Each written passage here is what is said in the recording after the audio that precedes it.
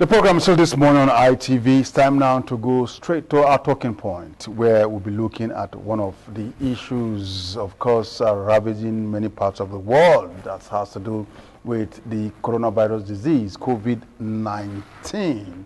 It's about 2 years since it broke, and the world is still battling to contain it. And that virus is so terrible in such a way that it mutates from Alpha to Delta, and now we're talking about Omicron. And of course, that's the crux of our discussion. Omicron here in festive season and the current surge. To do this, I have with me a chief consultant, public health physician. He's also the director, special duties, Federal Capital Territory Health Secretariat, Dr. Matthew Ashikeni. Very good morning and welcome. Thank you very much. And compliments. Thank you, and Merry Christmas, everybody. Yeah, but as you can see, you can actually see that we actually maintain the protocols here. It's just very far from me. You know, we have to measure that it's up to 3 meters instead of 2 meters. See, and of course he's on face masks while I'm not, which in a way will limit the spread of the infection.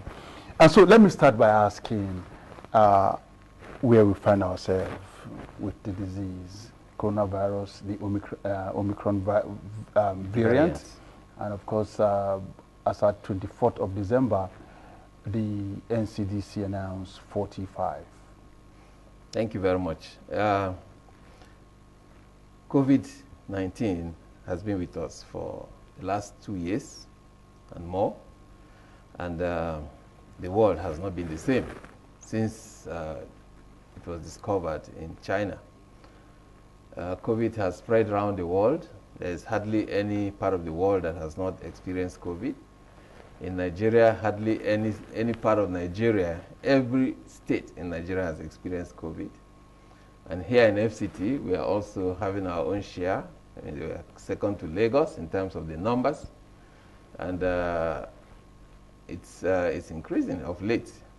You will have noticed the recent data released by NCDC has shown that the numbers are increasing.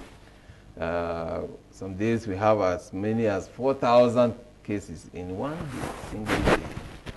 And in FCT, the story is the same. We have also had a spike recently in the numbers, especially by the end of November till now. So we are experiencing what we call the fourth wave of the pandemic.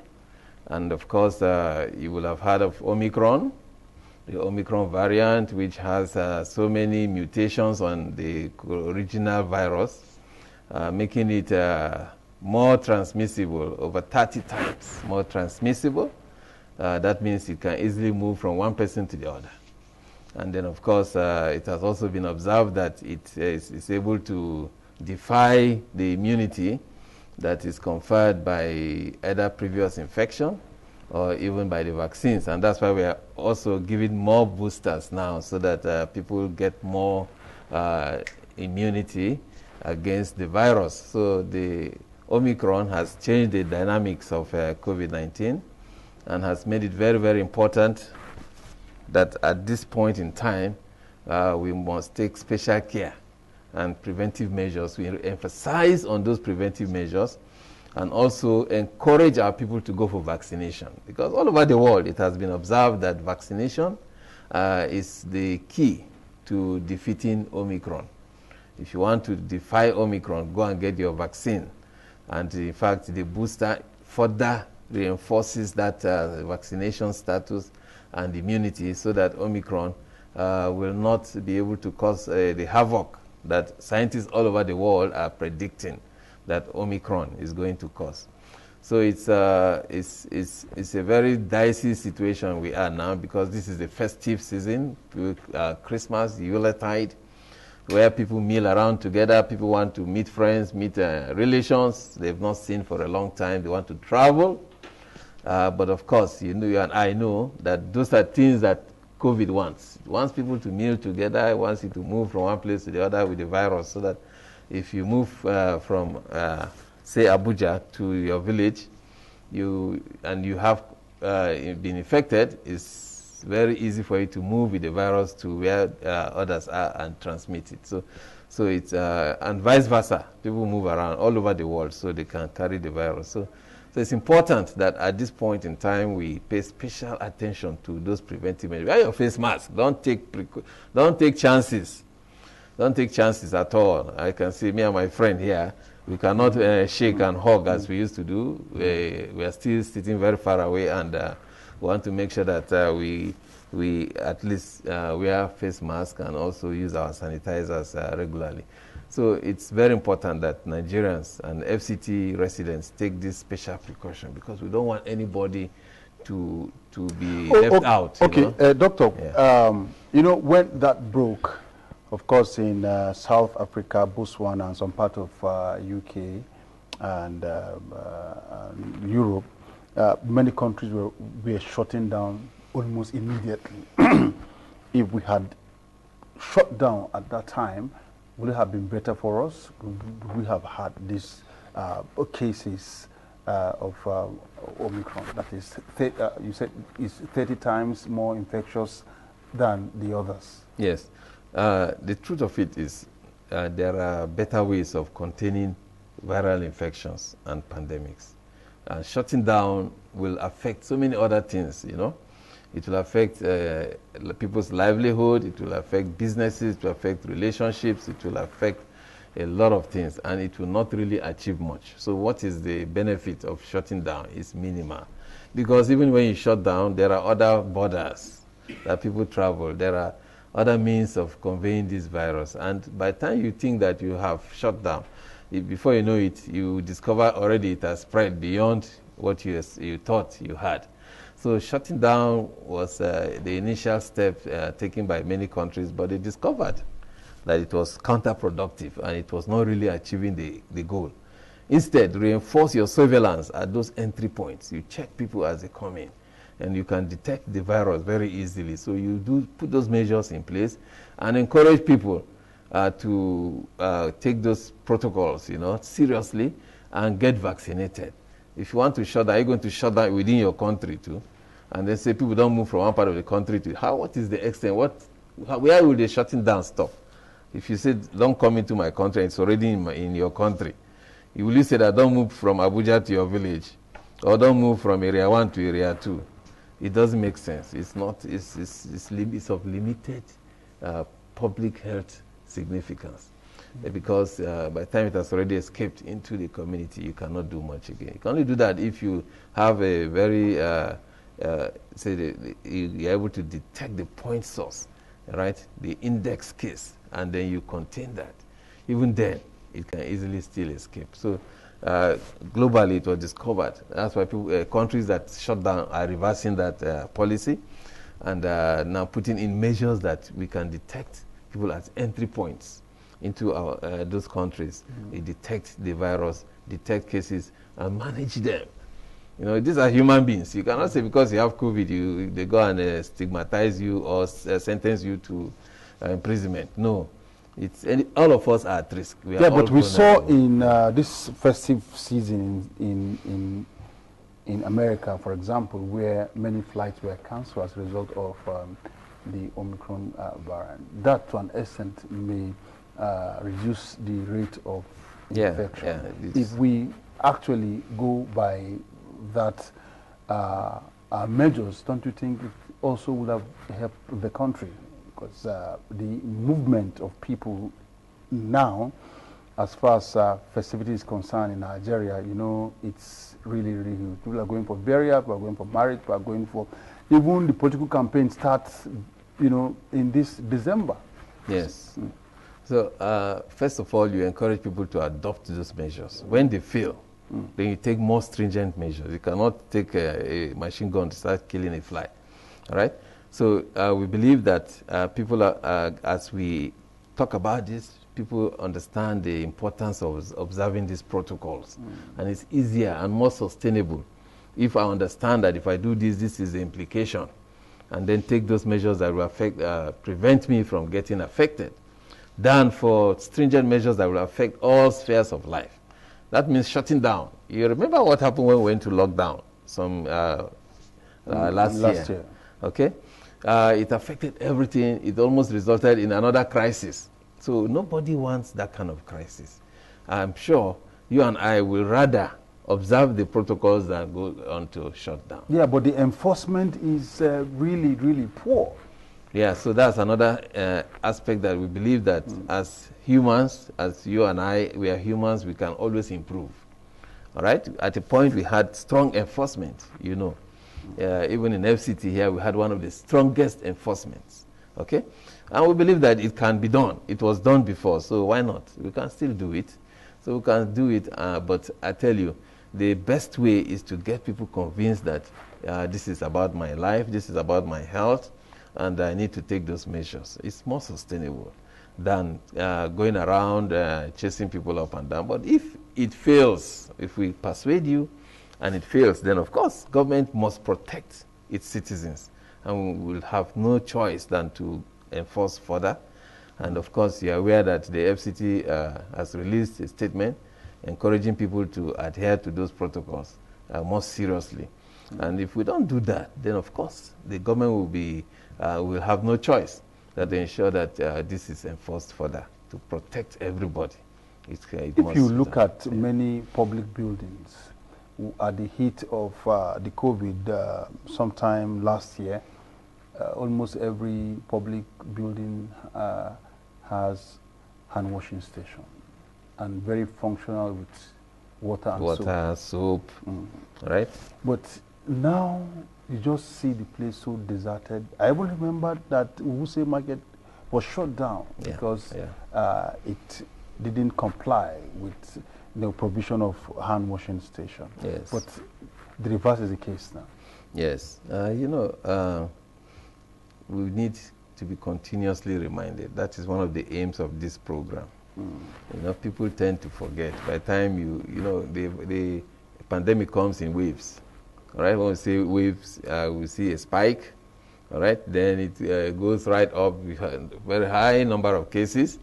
Then after a while, you see the curve flattening. And as human beings, when the curve is flattening, they begin to relax. They think that it's all over. But no sooner than you relax, you see another spike. So we are taking this out to tell our people that we can only come out of this pandemic if we sustain those measures. So we must go back into washing our hands properly again, making sure that we have these stations, hand washing stations in the public places, in the offices, all right, in our homes, as well as in those shopping malls, markets, and other public places, motor parks. Even the transport system, you remember at the point we were making sure that people do not, you know, enter a vehicle and get themselves so tight together. Packed like sardine. Yes. So all those measures we are taking at that point in time to ensure that we are able to contain the virus, and we succeeded. So when it went down, people relaxed. The same thing when we had Ebola. You're right? People were washing hands, and now when the Ebola went down, people relaxed. But it is this time around, we want people to really support us and cooperate with us and sustain these measures beyond the flattening of the curve, so that we just get this pandemic over with. All right? So we're going to be talking about this. People will keep hearing about this. The Secretary of Health and the Honorable Ministers of FCT have given us the marching order to make sure that we continuously sensitize our people in FCT, make sure that they understand why they have to adopt these measures, and then also to see that those who are not doing this are encouraged to do so. And when they fail, then of course government has no choice than to put other measures in place to make sure that people comply. Government has the capacity to do that. But we want people not to step on people's toes. But if you don't do the right thing, then of course you should not expect anything less by the enforcement team coming to visit you and then making sure that this is shutting down your premises in public interest. Yeah. So if you look, you talked about vaccination, which is one Key, of the, very key, very key. the surest way of preventing vaccination is one of the cheapest public health measures. If you look at but the different ways, hesitancy is a problem. Yeah, of course. Any new thing, people are hesitant. If you go and build a new school now, say people come and they would rather stay with the old schools that they have been attending. Okay? People are hesitant. They don't know what to expect. But this vaccination thing has been going on for about a year now, and by now we have gathered much more experience, and we know much more about it. At the beginning, everybody was hesitant. All right, everybody was reluctant, but now we know better. They said that if you take it, your DNA will change. You take it, magnet will stick to you. If you take it, you become a demon, a demonized person, 666 and so whatever. But all those are rumors and they are not true. Of course, any new thing, you may have slight, a little bit of adverse effects, which we share with people. We don't hide them. We know you can have some pain, you can have some fever, you can feel uncomfortable. And even if you have other things that you think may be caused by the vaccine, there are measures put in place by government to make sure that you can report this in cases. On your vaccination card, there's a phone number, that's the disease surveillance officer's number. All right? Now, you call that number and report that, look, I am experiencing A, B, C, D after taking this vaccine. That surveillance officer has been empowered. He has been trained to be able to counsel you, to make sure that you get examined, link you up with an expert, all right, that will examine you and make sure that you don't suffer any adverse effects. So you get treated at government expense. And if you need to... So you are assuring the public that the vaccine is safe? Yes, the vaccine is safe. I have taken it. I'm sure you have taken it too. And so many of us. In FCT alone, we have covered close to 500,000 people who have taken the vaccine. Nationwide, about 3.9% of the population has taken the vaccine. And of course, there are a few. Even if your child takes any vaccine, measles or any other vaccine, you experience a little fever. So it's not unusual. It shows that the body is really responding to what has been introduced to stimulate the immune system. So it's not unusual. And if you report any case like that, we investigate and make sure that we resolve it properly. So it's safe. It's quite safe. It's safe. It's free. In FCT, it's free. I know some other parts of the country, you pay some little money before you get. But in FCT, it's perfectly and absolutely free. And we have opened up more than 280 vaccination sites. Fixed sites in the hospitals, in the primary healthcare facilities, in some private hospitals, and also have the special teams, that move from place to place. What about the mass vaccination? To what extent did it help? Yeah, the mass vaccination is very, very key because we want to get as many of our people vaccinated in the shortest possible time so that we can achieve what we call herd immunity. And government has been able to acquire some of these vaccines in very large numbers and deploy them to the states. So the earlier people get to utilize these vaccines, the better for us, so that we can contain the pandemic and also make sure that the vaccines are dispensed to our people when they're in good condition. So it is very, very key. The policy of mass vaccination has increased awareness, has also increased access to the vaccines by making sure that we have teams stationed in strategic places and also moving around from place to place, so that wherever you are, whether you're in the office, you have a post close to you. If you are at home, wherever you reside in your community, you have posts close to you. If you go to the shopping malls or you go to the market, you have vaccination posts close to you. The big supermarkets, they also have vaccination posts stationed there. So this means that essentially, a large number of people have access to vaccination sites. And all you need to do, present yourself, get vaccinated, you are documented properly, giving your card. And then you are scheduled for the subsequent doses, the second dose and the booster, so that you can take and get yourself protected. Now, this is very important. And one of the reasons why we feel that we should partner with the media and good friends like you in ITV, is to make sure that this message gets around the FCT. Everybody is aware that he can go and get vaccinated free of charge. And you better do it now so that we can contain the spread of this virus, especially this Omicron that is transmitting so fast. If we don't up our game now, we may have the vaccines, but it will be of no consequence unless people take the vaccine. Yeah, so that takes me to the next question, and I want to get your reaction concerning the destruction of expired COVID-19 vaccine, AstraZeneca brand, just on 22nd of December. Yes. How did you feel about it?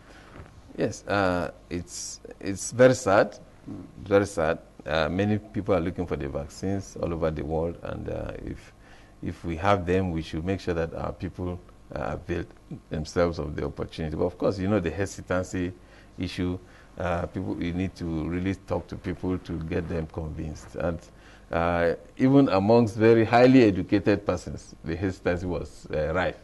And if you are the elite in your family and you don't take, and you are hesitant, do you expect people who are looking up to you to take? So we need to continuously educate ourselves and sensitize ourselves so that we can use these vaccines and make sure it doesn't happen again. But of course, if it has happened, government must take serious measures to make sure that nobody is vaccinated with expired vaccine, all right? Because that may cause another problem. So while we encourage people to take the vaccine, if we notice that they're expired, we have no choice than to destroy them. It's unfortunate, but that is the measure that must be taken. Painfully, it has to be taken, and we'll make sure that it doesn't happen again. Yeah, but how can we make sure it doesn't happen when at the inception it was categorized? You know, I mean, the administration of the vaccine was categorized by the PSC, you know, from state governors to ministers and then to some appointees of government, and the ordinary people feel that, well, they are not actually part of it.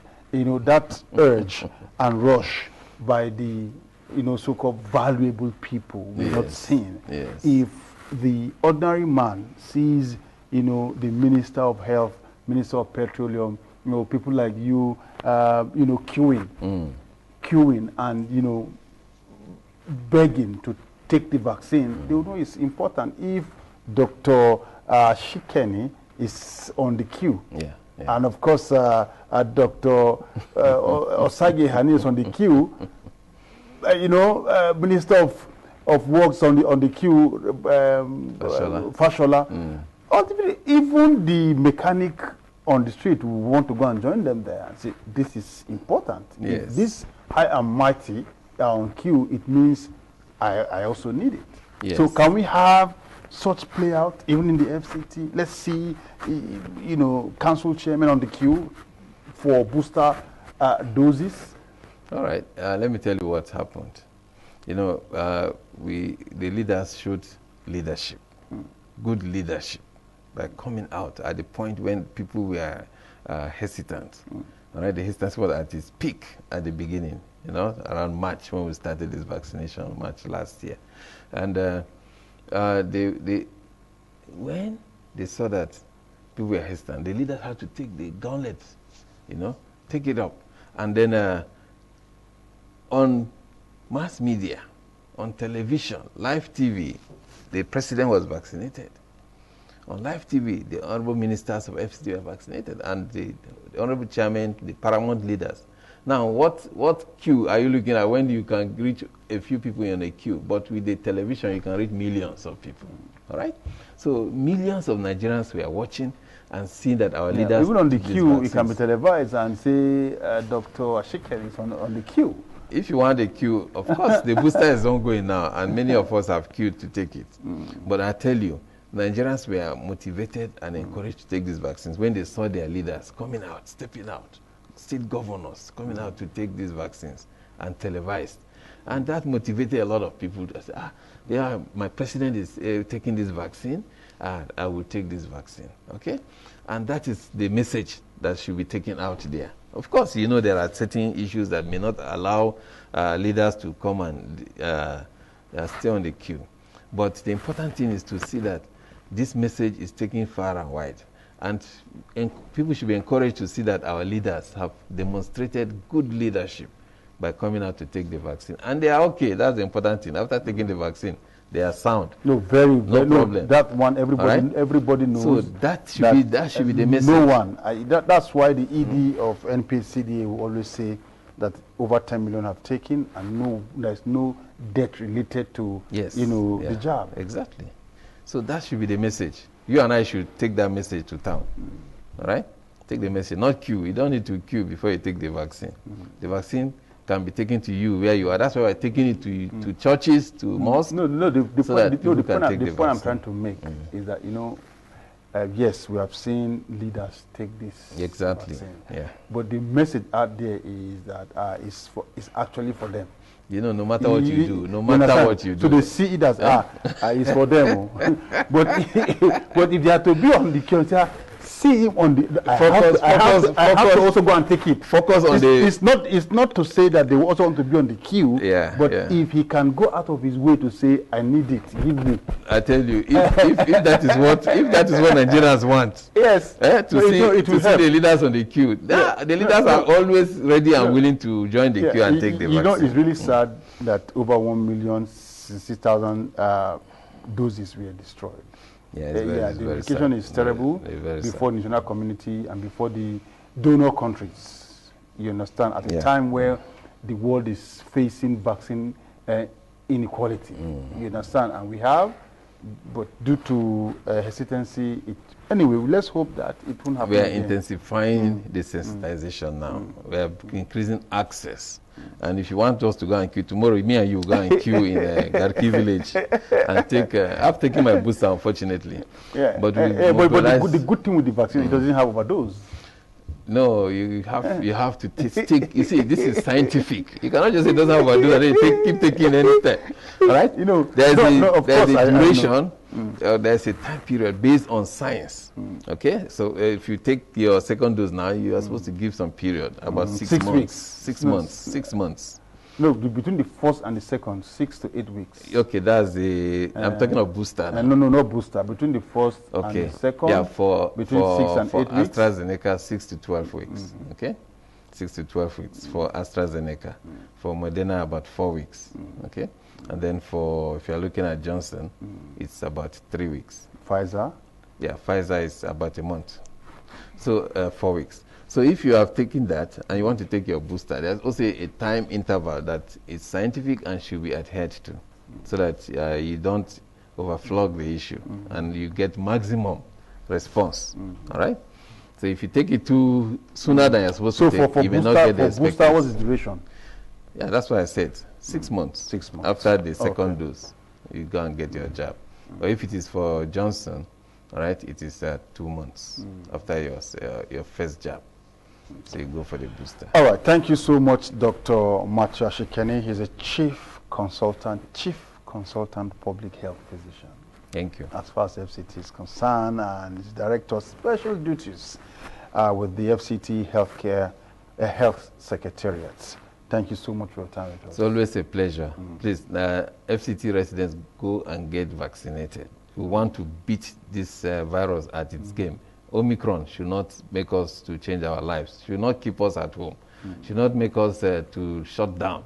Let us go and get vaccinated. Thank you so much. So we'll take a quick break now. When we come back, the program This Morning ITV will continue.